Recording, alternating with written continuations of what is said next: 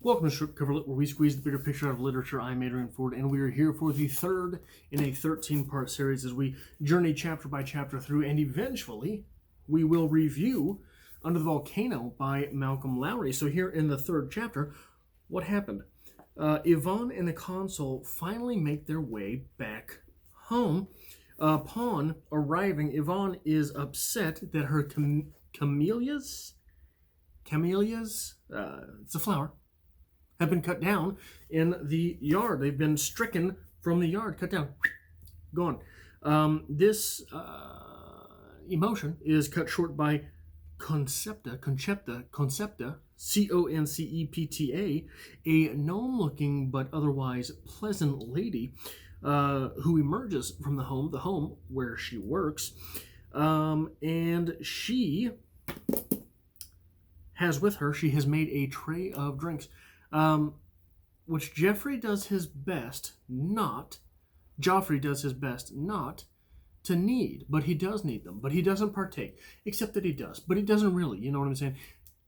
But he does, he doesn't though. He made a promise to her and he kept it. He didn't, but he does. Yvonne runs off to bathe and he pursues her, but he falls flat on his face in the middle of the street. This part of the chapter was a little bit strange to me. I'm not sure what I missed there, but he goes off after her and ends up face down in the middle of the street where he wallows for a bit, and then an Englishman drives past, stops, and they have what might be the most English conversation ever to have happened in English.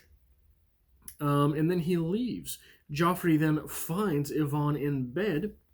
Here, he tells Yvonne he has resigned from his post, from his position. He's quit. He's stepped down. The rest of their time, however, turns to pot as Joffrey gets emotional thinking about alcohol. Then as they lay together in bed, Joffrey recounts what would have been their final date before Yvonne left. And it was not good. They decided to meet as if they were strangers.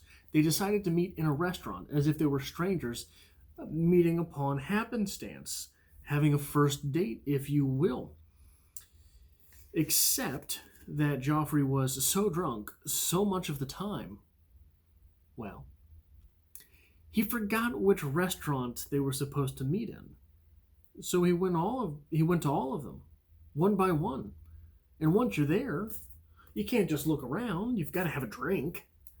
So one by one, he went to every restaurant and had a drink at every restaurant until he realized that no, Yvonne was not at that restaurant. She thought he stood her up, and he never found her.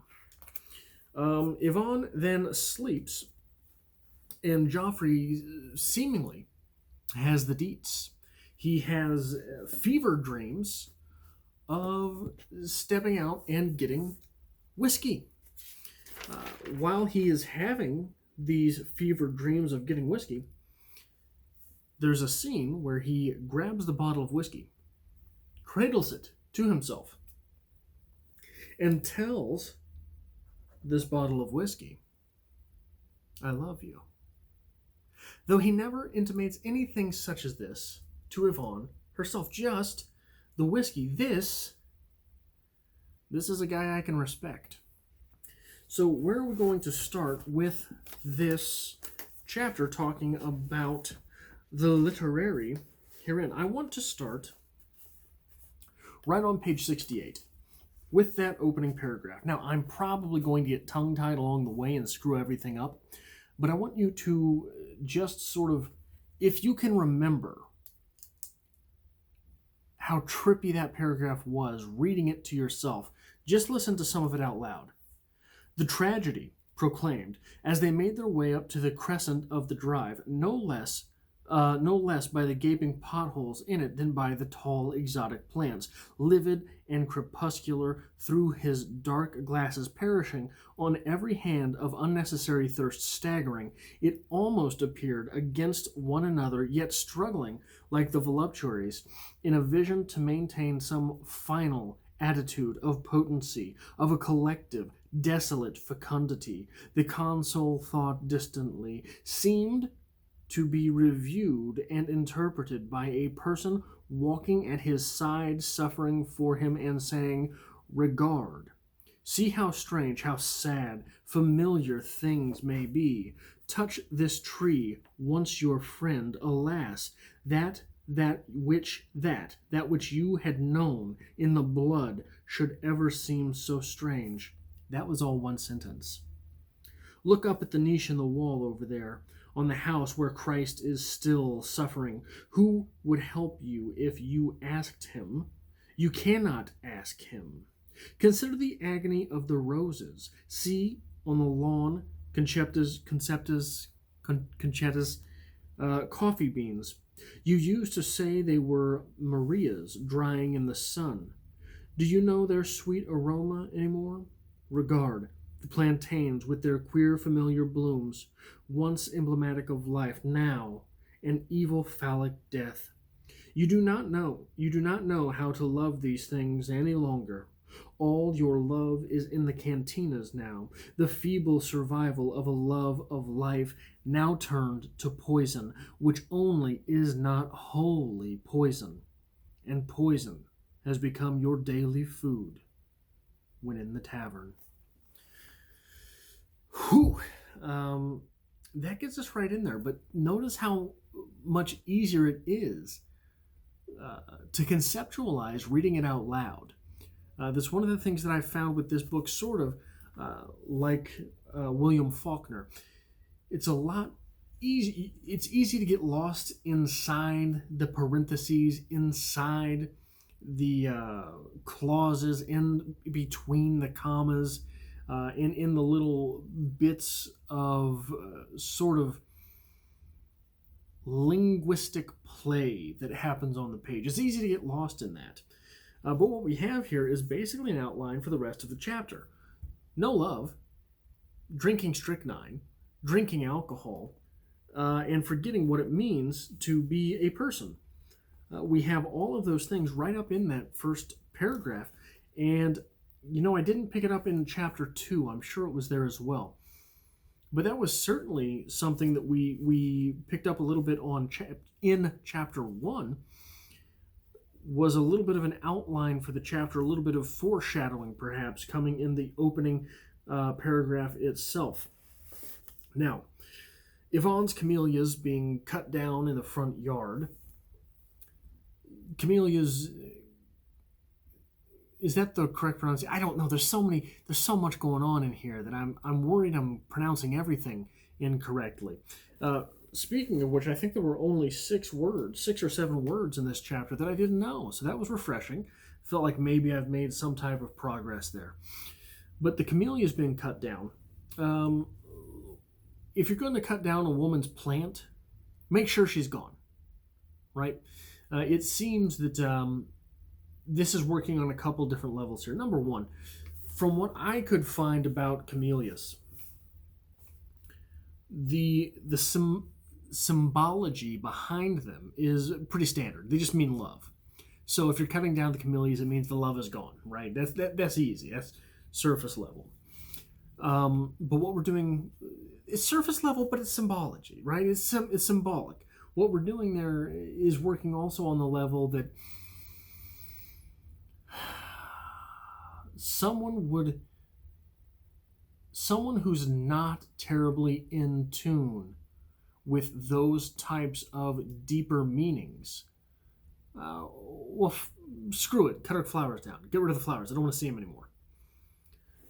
Is it done out of complete mindlessness? I don't get rid of those things, put something over here? Or was it done out of spite? She's gone, get rid of those damn flowers. Right? We've got a little bit to play with there. We have a little bit, the way we take that is going to depend pretty deeply on how we feel about Joffrey and whether or not he is the type to lash out. We don't really get any lashing out thus far from Joffrey. Perhaps we will. But he seems the type to make a victim of himself with his addiction. That is, that he's not an abusive drunk. He's just a drunk that's got to have the drink. He seems to really suffer from it, not take that suffering and channel it out onto anyone else. On pages 70 and 71, beyond the Barranca,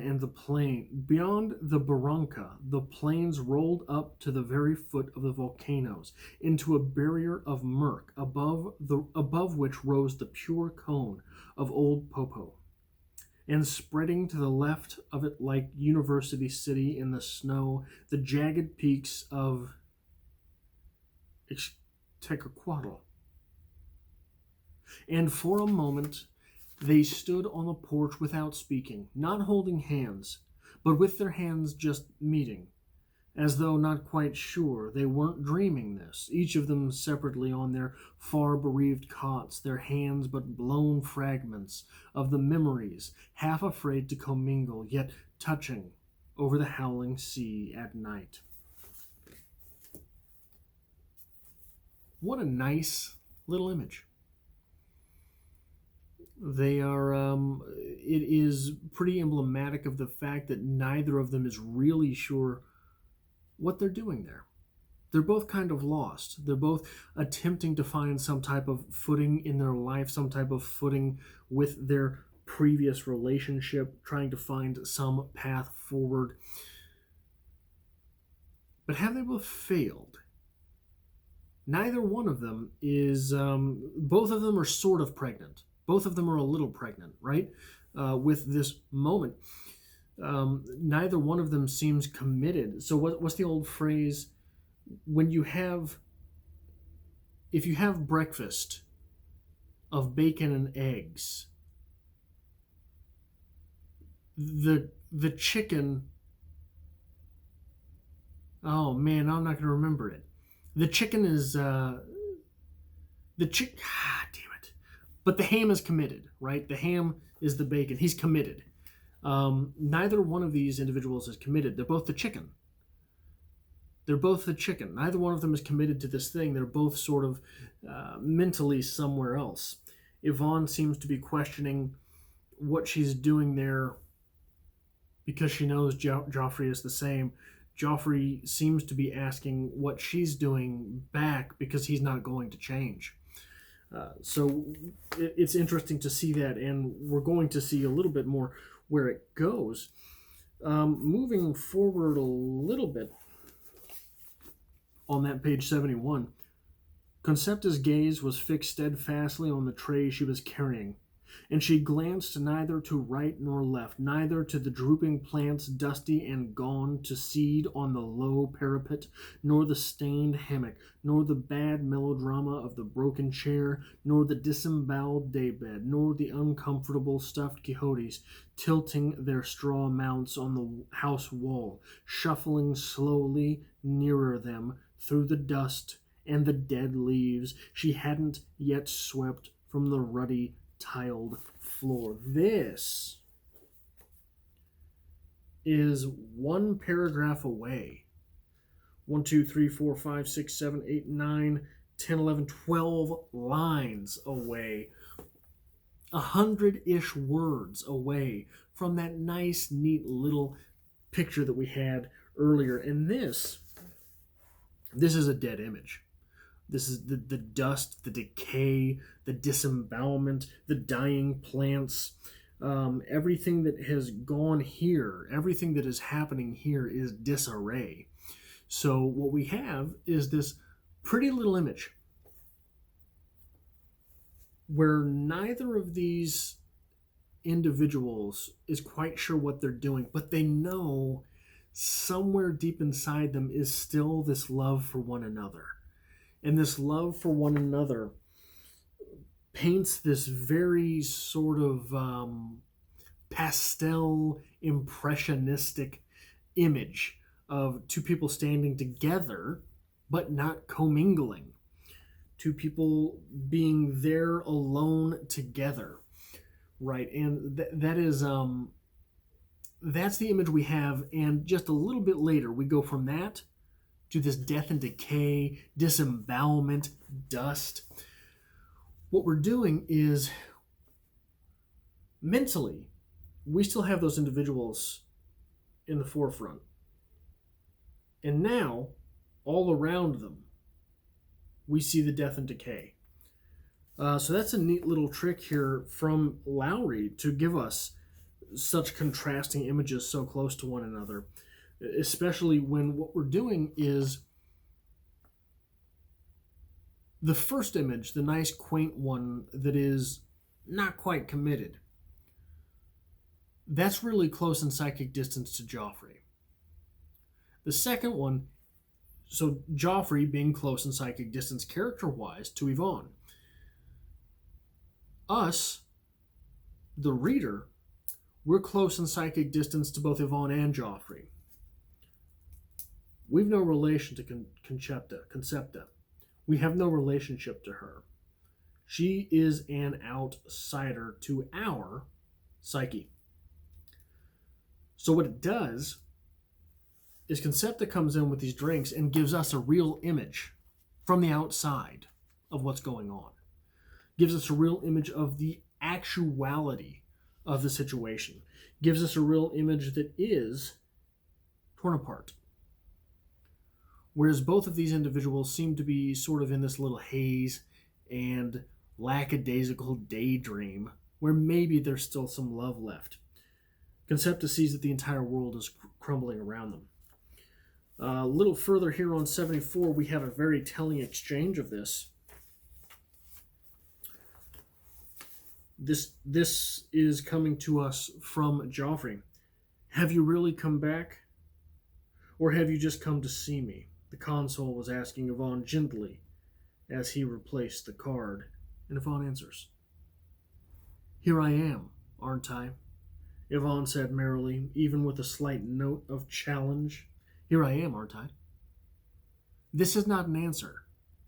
This is not an answer to the question which was posed by Joffrey. Have you really come back? Or have you just come to see me? Here I am could literally be an answer to either of those questions. Instead, when we get it, especially with a hint of challenge, here I am, aren't I? It's an answer to neither. This is not what Joffrey was asking. He was not asking about your corporeal form. He was asking about your spirit. He was asking about what you're doing there.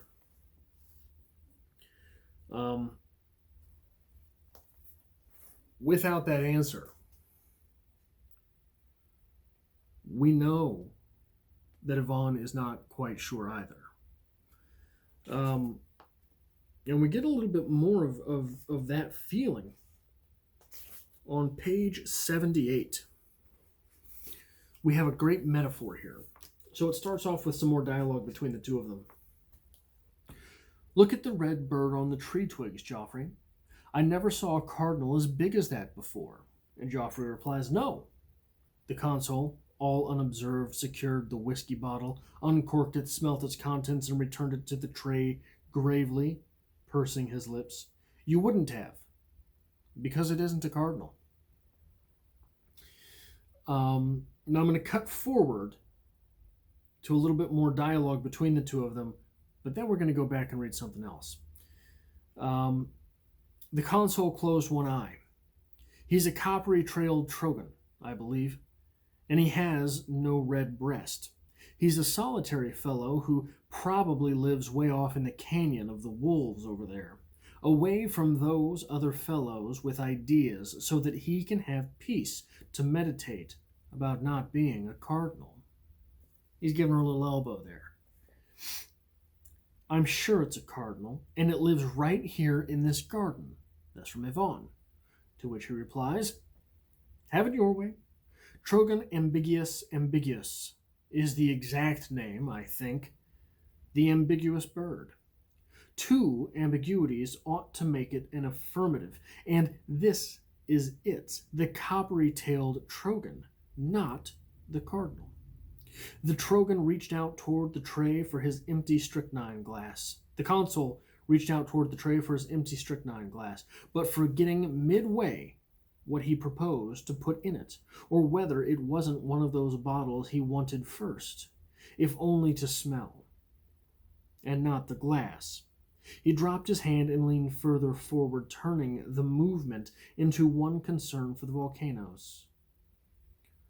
But in the middle there, in between those two exchanges, of course that's a cardinal. This comes from Yvonne. Look at its red breast. It's like a bit of flame. Yvonne, it was clear to him, dreaded the approaching scene as much as he, and now felt under some compulsion to go on talking about anything until the perfect, inappropriate moment arrived. The scene they're wanting not to talk about is what's going on, what's actually happening here. Joffrey's still a drunk. Joffrey's not changing. Yvonne is there sort of corporeally. She's sort of there in person. She's not really there.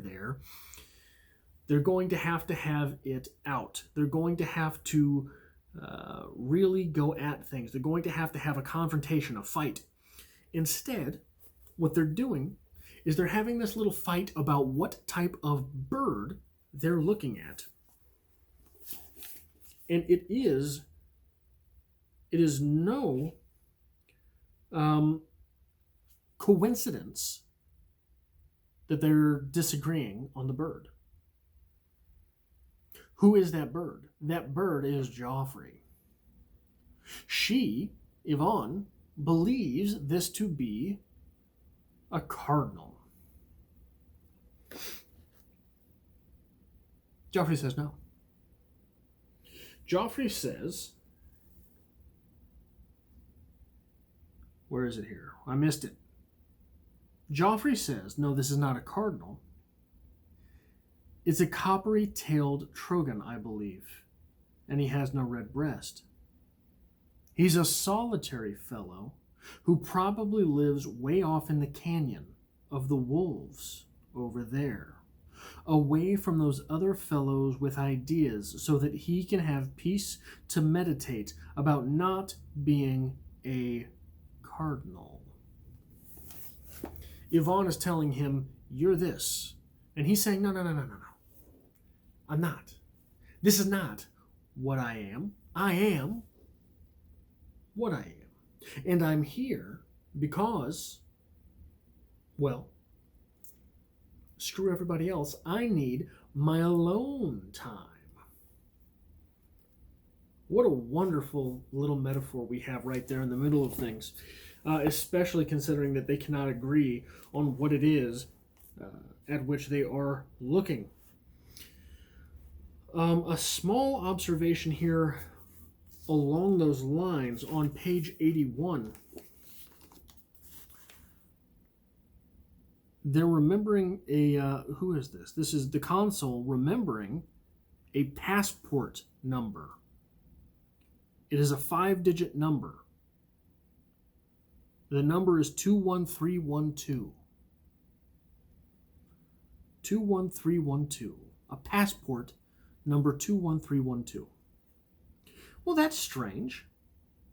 If you read that backwards, race car, it's 21312. It's the same forward as backwards. Nothing ever changes. 21312. It's all the same. It doesn't matter. No matter how you look at things, it's all the same. On this next page, we have recapitulation, which I think is the first time we get this from Joffrey. Yet does this help what I am trying to tell you? That I realize to what degree I brought all this upon myself? Does this matter? Does this have any bearing? That I know how responsible I am for this? Does it matter at all? Because I'm not going to change. That's a question that is nonsensical if the individual has changed. It's a question that is in play if the individual is going to make some attempt to change. It's a question that just doesn't make any damn sense if the individual in question will not change, does not mean to change, will make no effort to change. And then I have just a series of observations here. Things that we learn about. So, look, as someone who fancies himself a writer, I am in utter awe at what we're doing here. Because one of the things that comes to us from Hemingway, a little bit of writing advice: do not confuse movement for action. We don't have a whole lot of action here. Hell, we barely have any movement here. 2 chapters in a row now. 3 chapters in a row now. We barely have any movement, let alone action. But we're still learning an awful lot about our characters. This is I don't know how to do this as a writer, so it always impresses me. We are still learning a whole lot about our characters. And some of the things that are going to tell us a little bit about our characters here. Yvonne lost a child. Yvonne lost a child in a previous relationship. Yvonne lost a child in a previous relationship and is now 30. This is something, hey, I've turned 30 before. Doesn't feel real good. This is something that, especially in a previous time, especially in a different world,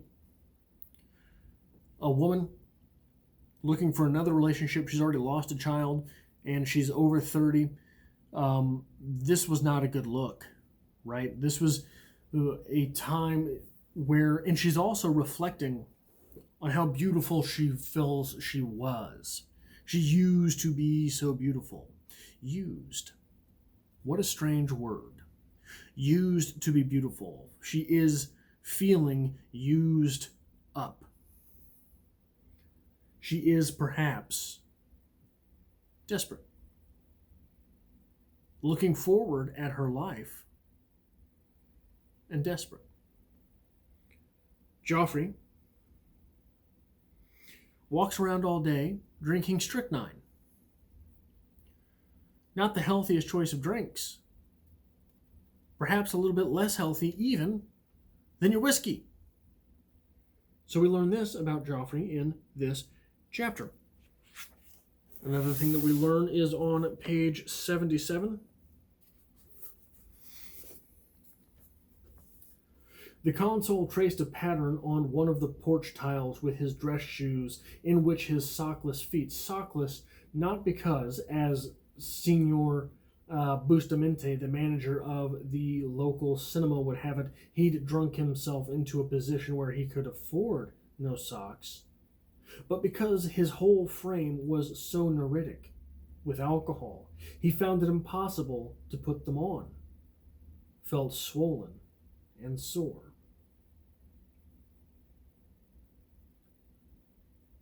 Joffrey is not just an alcoholic. Joffrey's not just so alcoholic that he has to carry around strychnine with him. Joffrey's not just so alcoholic that he walks around and ends up face down in the street. Joffrey's not just so alcoholic that he's ruined relationships. He's already ruined his body. He feels about himself, as we're sort of starting to pick up that Yvonne feels about herself. In this way, the novel that we have is not about beginnings. The novel that we have is not about finding love. The novel in which we find ourselves is perhaps about settling for love, or at least for someone. That is the feeling that I get after chapter 3. We're going to be back next time for chapter 4, but first, I did make a list of the words I did not know coming into this chapter.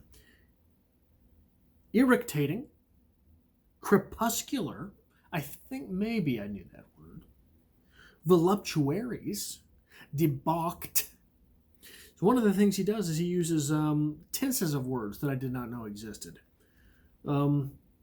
Imbricated and runnel. So, Malcolm Lowry, you rotten son of a bitch, you're teaching me words. That is all I have for this episode. The like and subscribe button, if you have not already, because they really help me out here on the channel, and I enjoy talking about this sort of thing, and hopefully you want to be back for more discussions about literature in the future. I have videos Monday, Wednesday, and Friday. Mondays are for poetry. And I also have videos Monday, Wednesday, and Friday on my personal channel. I'm going to try to remember to pin a comment in the comments section below. You can follow me over there. But I hope to see you back next time, at least to talk about some literature.